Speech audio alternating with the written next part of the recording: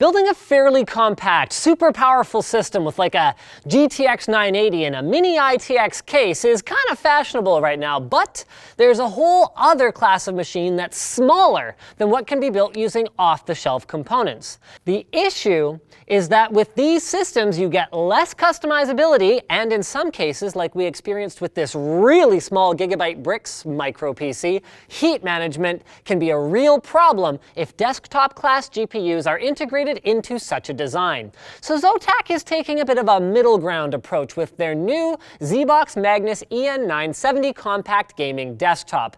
At only about 20 centimeters long and wide and about 5 centimeters tall, it's small, but not so small that it seems like it'll melt the minute you fire up Battlefront. But does it hold up? I guess we'll find out.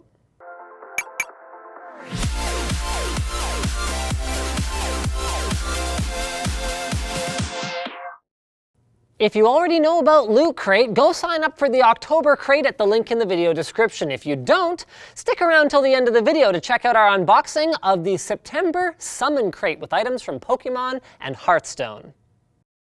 So let's start with a look at the Magnus's specs. At the heart of this tiny PC is an Intel Core i5-5200U processor running at 2.2 GHz with a turbo boost speed of up to 2.7 GHz. For graphics, you get a desktop class NVIDIA GeForce GTX 960 with 3 GB of GDDR5 VRAM.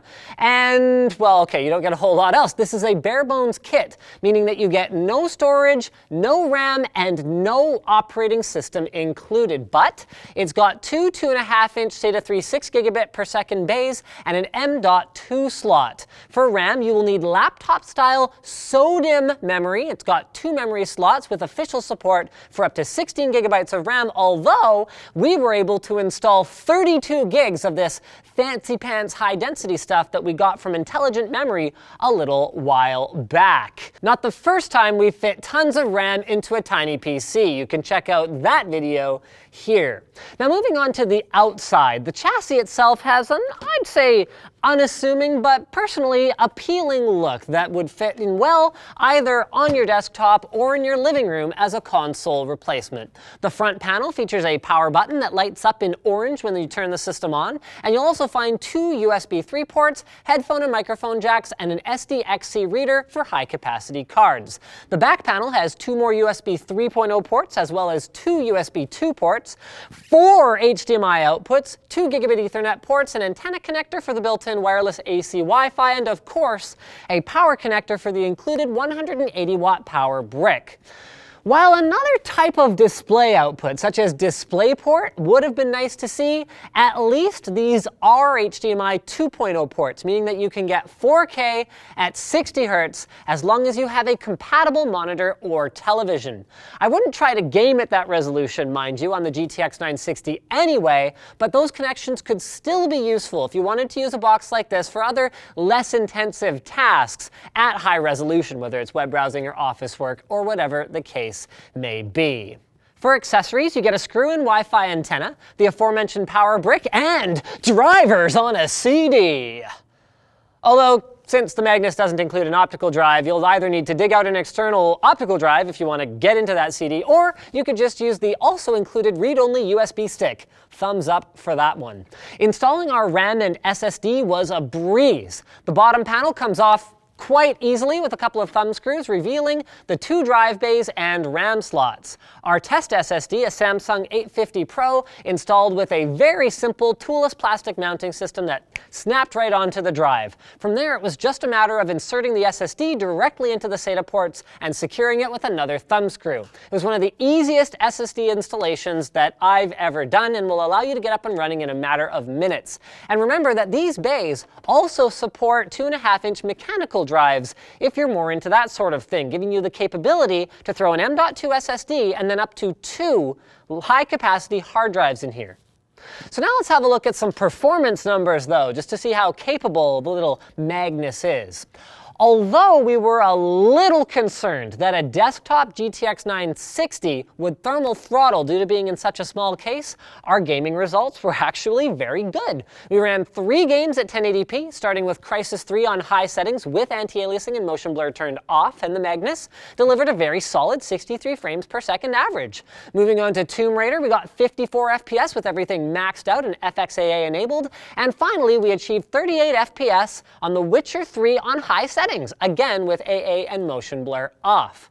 Aside from FPS numbers though, we wanted to keep an eye on our GPU's core clock speed to see if it was throttling in spite of the solid performance, and Zotac clearly did a solid job with his cooling solution, with our GTX 960 running smooth at 1038 MHz during both our Crysis 3 Skybox stair load test as well as a Firmark stress test at 1080p with MSAA cranked up. And while that clock speed is about 90 MHz lower than NVIDIA's reference GTX 960, you can still expect a solid and consistent gaming experience with the Magnus at normal room temperature. And speaking of temperatures, the Core i5-5200U maintained an average core temperature of a very reasonable 70 degrees Celsius throughout the IDA64 system stress test with no thermal throttling either. What's really impressive in addition to that though is that the system stayed nearly whisper quiet even during our most strenuous tests, with John standing right next to it during testing and kind of having to get pretty close in order to hear it, even after turning off the room's air conditioning. Our review unit also scored good marks for power consumption, or lack thereof, so even though the included power brick is rated for 180 watts, we didn't come close to hitting that during testing, with idle power consumption at a mere 21 watts, going up to 34 watts in IDA and 84 watts in Firmark, and only 100 watts during the Crysis 3 load test. I mean, seeing as there are full-fledged desktop rigs that consume close to that while idle, this is a big plus if you're an eco-concerned individual who's worried about power draw. We also put the system through a couple synthetic benchmarks to get a feel for its non-gaming performance. It scored 255 in Cinebench, 7438 in WinZip, and okay. Although these numbers are just fractions of what you'd expect to get with a desktop Core i5 or Core i7, they are respectable when you consider that the i5-5200U is a low-power part and it only has 2 physical cores with 4 threads. So watch out for that, because while I wouldn't have recommended doing any kind of heavy rendering or like super intensive video editing on a system like this anyway, some games don't cooperate well with 2 cores or less. So your mileage may vary in terms of the long-term usability of this system for gaming. Which I guess leads us pretty well into the conclusion. I don't really have anything negative to say other than there's a slightly weird pickled vegetable smell that was kind of detectable when it was first opened, but none of that showed up during testing anyway. And I guess if there was something to complain about, cost is a bit of a tough pill to swallow on this one, because $800 is pretty steep for a bare bones machine, especially when you compare it to what you could build in terms of a fully equipped traditional desktop. But if you can stomach the price, the solid 1080p performance, the thermal management, and superb acoustics make the ZBOX Magnus an interesting choice for anyone who wants a bigger than it looks gaming experience in a tiny, lightweight package.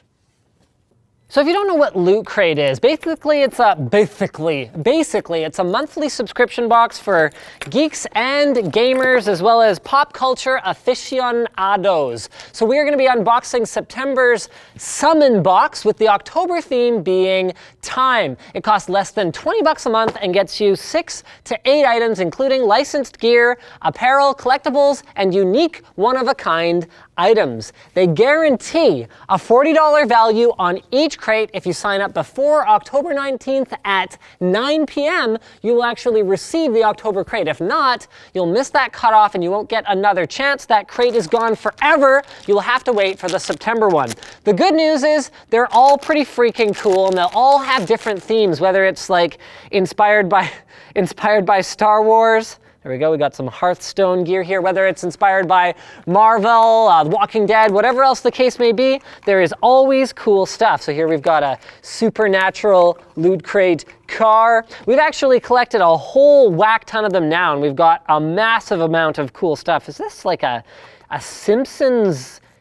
Oh, that is cool. It's like a Simpsons, Homer Simpson Buddha thing. Anyway, the point is, if any of this sounds appealing, you can sign up at lootcrate.com/Linus and enter code Linus to save 10% on any new subscription. Why is this in a... You buy. Very lucky. Wow, we got like lots more stuff in here. Scratch off with another coin. Ooh, claim your free card pack. Well, whoever watches this first and claims it first is totally gonna get it. Yeah, that's right. I am all about the little bonuses for sticking around and watching the sponsor spots, right? Right, guys? Actually, I think this is the first time I've ever done anything like that, so whatever. But what else we got in here? Free mobile game.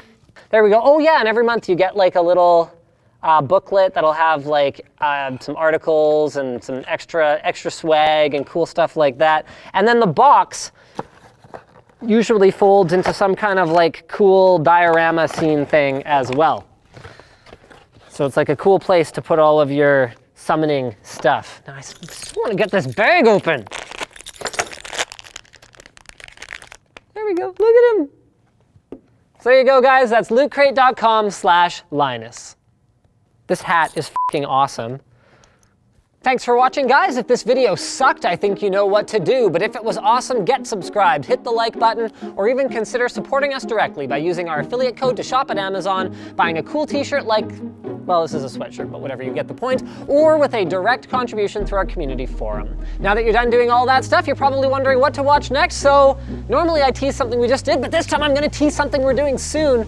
I'm gonna be running 2 systems off of a single box and gaming head-to-head. It's gonna be amazing. Make sure you're subscribed.